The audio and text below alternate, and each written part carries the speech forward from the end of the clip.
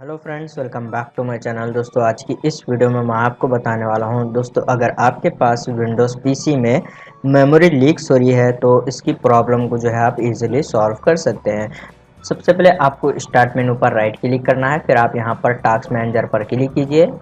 तो दोस्तों, जैसे कि यहाँ पर आप देख सकते हैं, यहाँ पर प्रोसेस टैब में जो है ये जितने भी एप्लीकेशंस आपको यहाँ पर शो हो रहे हैं, तो आप जो है अननेसेसरी एप्लीकेशंस अगर रन हो रहे हैं तो आप उसको क्लोज कीजिए। जैसे कि यहाँ पर आपको राइट क्लिक करना है, राइट क्लिक कर कर एंड टास्क के ऊपर क्लिक कर देना है, तो ये एप्लीकेशन जो है प्रॉपरली क्लोज हो जाएगा। तो यहाँ पर इसी तरीके से आप फाइंड आउट कीजिए, कोई भी एप्लीकेशन बैकग्राउंड में रन हो रहा है तो आप उसको डिसेबल कीजिए।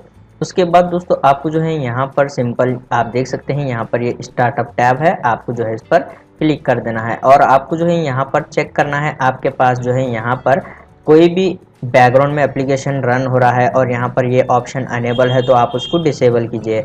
जैसे कि यहाँ पर आपके पास कोई भी एप्लीकेशन रन हो रहा है बैकग्राउंड में और आप जो है उस एप्लीकेशन को यूज़ नहीं कर रहे हैं तो आप उसको सिंपली डिसेबल कीजिए। जैसे कि यहाँ पर आप देख सकते हैं, मेरे पास यहाँ पर ये एप्लीकेशन है, इसको सेलेक्ट कर कर राइट क्लिक करना है और यहाँ पर डिसेबल पर क्लिक करना है। तो इसी तरीके से तो जो भी एप्लीकेशन आपको यहाँ पर से बैकग्राउंड में से रिमूव करना है तो आप उसको यहाँ पर पर्टिकुलर एक एक एप्लीकेशन को सेलेक्ट कर कर डिसेबल कीजिए। उसके बाद आप जो है टास्क मैनेजर को क्लोज कीजिए।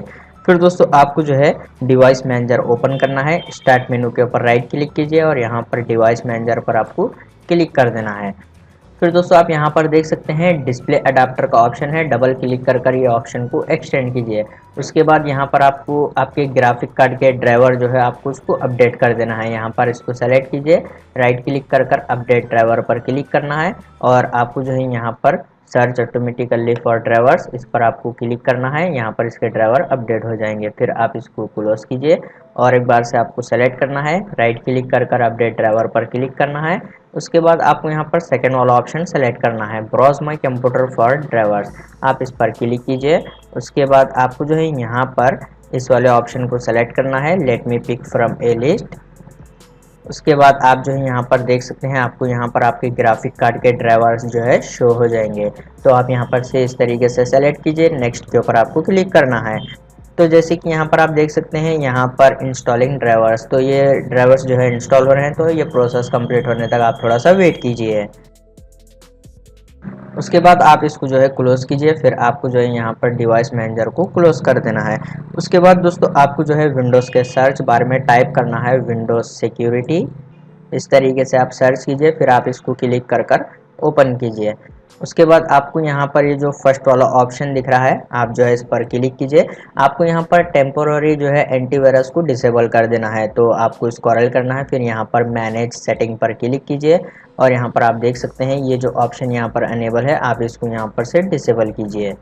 तो इसी तरीके से यहाँ पर ये सारे ऑप्शंस जो है आपके पास डिसेबल होना चाहिए, ये टेम्पोररी जो है एंटीवायरस डिसेबल हो जाएगा। फिर आप सेटिंग को क्लोज कीजिए। उसके बाद दोस्तों, आपको जो है विंडोज़ के सर्च बार में टाइप करना है सर्विसेज, फिर आप इसको जो है क्लिक कर कर ओपन कीजिए। उसके बाद आपको जो है यहाँ पर फाइंड आउट करना है सिस्टम मेन, तो यहाँ पर आप देख सकते हैं, आप इसको सेलेक्ट कर कर राइट क्लिक कीजिए और यहाँ पर प्रॉपर्टी पर आपको क्लिक करना है। फिर आपको जो है दोस्तों यहाँ पर स्टार्टअप टाइप में जो है इसको डिसेबल कर देना है, फिर अप्लाई पर क्लिक कर कर ओके पर क्लिक कीजिए इस तरीके से। उसके बाद आप जो है यहाँ पर सर्विसेज को क्लोज कीजिए।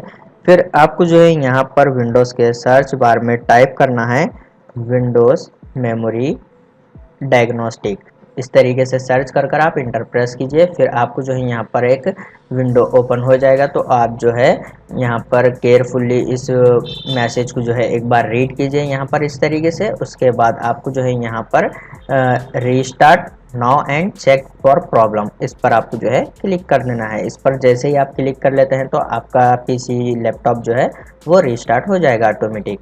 उसके बाद आपके पास ये प्रॉब्लम नहीं होगी। अगर आप विंडोज़ 10 या फिर विंडोज़ 11 यूज़ कर रहे हैं तो आपको मेमोरी लीक्स की प्रॉब्लम जो है नहीं होगी। उम्मीद है आपको ये वीडियो पसंद आ गया हो, तो प्लीज़ लाइक कर देना और इसी तरह के वीडियोज़ देखने के लिए चैनल को सब्सक्राइब कीजिए।